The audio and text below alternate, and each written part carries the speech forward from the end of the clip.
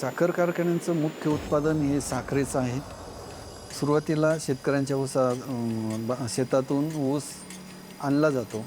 त्या ऊसाचं वजन होतं. ऊसाचं वजन झाल्यानंतर तो ऊस क्रेनद्वारे गव्हाणीत टाकला जातो. मिलमध्ये काय असतं की ऊसाला क्रश करून ऊस आणि ऊसातला रस पूर्णपणे बाजूला करायचा. तो कॉन्सन्ट्रेट केलेला ज्यूस पुढे पॅन सेक्शनला पाठवला जातो. त्याला तो पण स्टीमद्वारेच त्याची प्रक्रिया होते आणि ते उकळल्यानंतर त्याच्यात शुगर असते. ती त्या शीडबरोबर तिचे क्रिस्टलायझर तयार व्हायला सुरुवात होते. मॉलेसिस आणि साखर म्हणजे सुक्रोज असते एकत्र.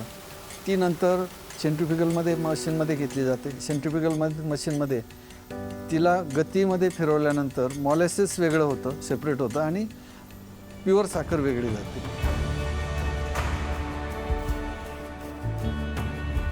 सहकारी साखर कारखान्याची निर्मिती होताना ग्रामीण भागात रोजगार द्यायचा हा मुख्य उद्देश असतो. सगळा जर विचार केला तर एका साखर कारखान्याच्या माध्यमातून साधारणतः 1.5 लाख ते 2 लाख लोकांना प्रत्यक्षपणे किंवा अप्रत्यक्षपणे साखर कारखाना हा लोकांना रोजगार देण्याच्या दृष्टीने ग्रामीण भागामध्ये अतिशय महत्त्वाची जबाबदारी पार पडत असते.